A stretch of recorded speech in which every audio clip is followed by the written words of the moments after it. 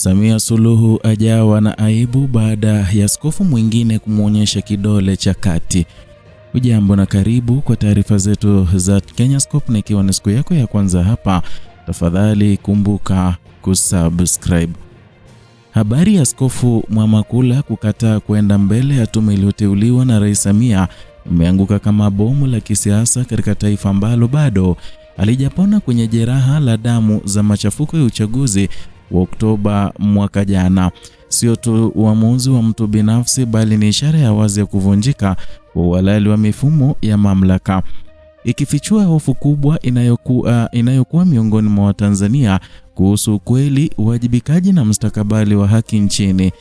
Katika nchi ambako vyombo vya dola vinatajwa kuhusika na mauaji ya halaiki, kukataa kiongozi wa dini kushiriki kwenye tume ya rais kunabadilisha mjadala kutoka kwa utaratibu wa kisheria kwenda kwenye msingi wa maadili na dhamiri ya taifa. Chanzo cha msimamo huu mkali kinatokana na hoja kwamba tume hiyo haina uhuru wa kweli, na Askofu Mwamakula ameweka wazi kuwa tume iliyoanzishwa na Rais Samia haiwezi kuchunguzwa kwa haki, matukio ambayo lawama zake zimeelekezwa pia kwa yule aliyeiteua. Katika historia ya siasa za Tanzania, hii si jambo jipya. Kuanzia enzi za chama kimoja hadi awamu ya vyama vingi, mamlaka ya uteuzi yamekuwa yakitumiwa kama nyenzo ya kudhibiti simulizi, hasa pale dola inapokabiliwa na tuhuma nzito za ukiukwaji wa haki za binadamu. Hivyo uamuzi huu haukuja ghafla, umejengwa juu ya kumbukumbu ndefu ya tume zilizoundwa, ripoti zilizotolewa na mapendekezo yaliyosahaulika. Uzito wa hoja ya askofu unaongeza zaidi anapounganisha suala la uhuru wa tume na nafasi ya rais kama amiri jeshi mkuu. Na katika mazingira ambapo vyombo vya dola vinadaiwa kutekeleza mauaji wakati wa uchaguzi, ukimya au hali zinazochukuliwa kama kuhalalisha matumizi ya nguvu zinakuwa ushahidi wa kisiasa.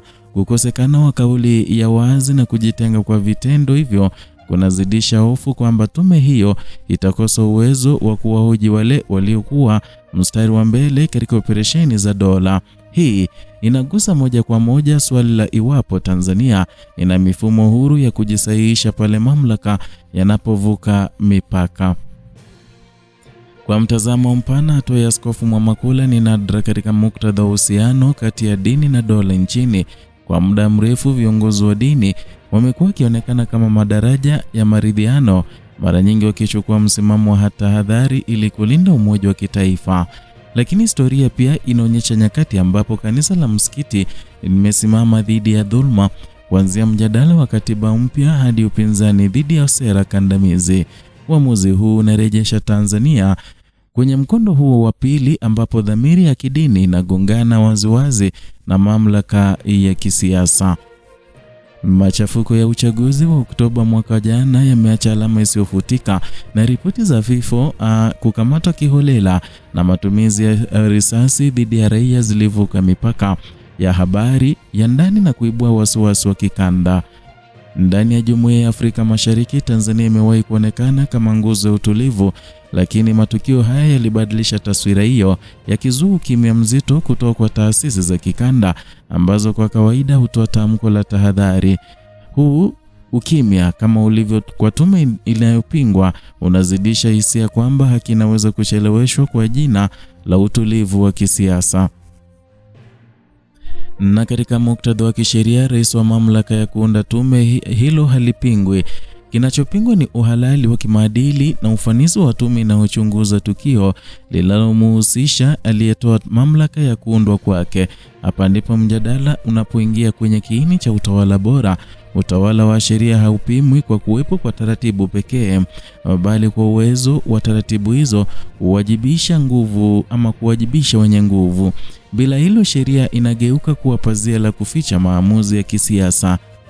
Kwa Tanzania ya leo, swala hili linagusa pia historia ya tume zilizopita, kuanzia tume ya uchaguzi zilizolalamikiwa hadi kamati ya kuchunguza migogoro ya kisiasa katika kipindi tofauti, na kumbukumbu zinaonyesha mzunguko unaojirudia: malalamiko, tume, ripoti na ukimya unaofuata.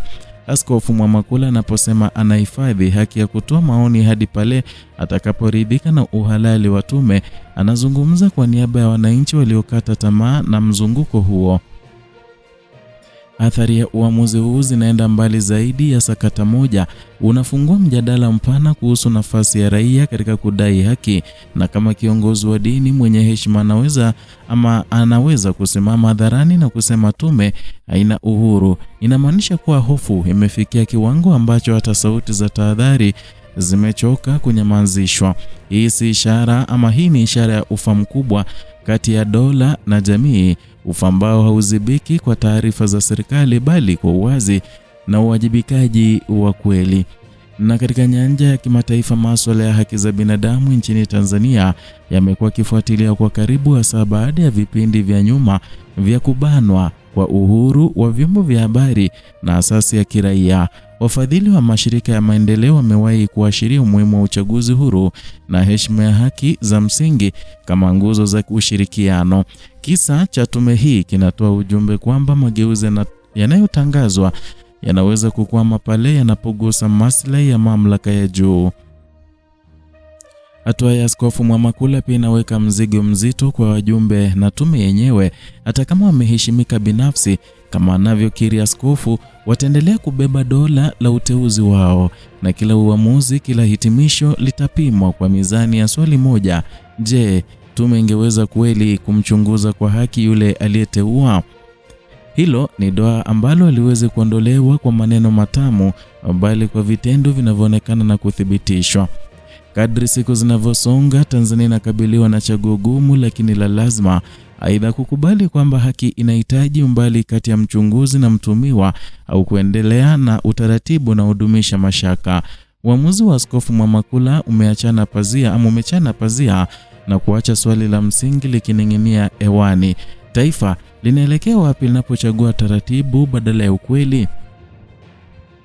Mwisho wa simulizi hili unabaki kuwa mzito na wa kutisha. Mustakabali wa Tanzania hauamuliwi tu na nani anatawala, bali na kama mifumo iliyopo ina uwezo wa kuwajibisha watawala wao. Ukimya wa raia, hofu ya taasisi na kukubali tume zisizoaminika ni mbegu ya migogoro ya baadaye. Leo ni askofu anayekataa tume, kesho inaweza kuwa kizazi kizima kinachokataa kuamini dola. Na gharama ya kutotenda sasa si ya kisiasa pekee, bali ya kihistoria, ikitishia kugeuza Tanzania kutoka mfano wa amani kuwa somo la onyo kwa Afrika Mashariki nzima.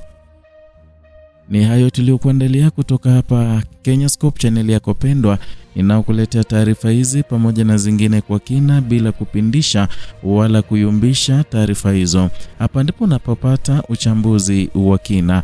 Zidi kuwa nasi kwa kutupa support kwa kusubscribe, kulike na kushare video zetu ili ziweze kuwafikia wengi, mandugu, kina dada na jamii na marafiki kwa jumla. Na vile vile waweza kuwa nambari 1 kupokea taarifa hizi. Unachotakiwa kufanya ni kugonga alama ya kengele, ndipo ukipokea hizi notifications kila wakati tunapoleta video mpya.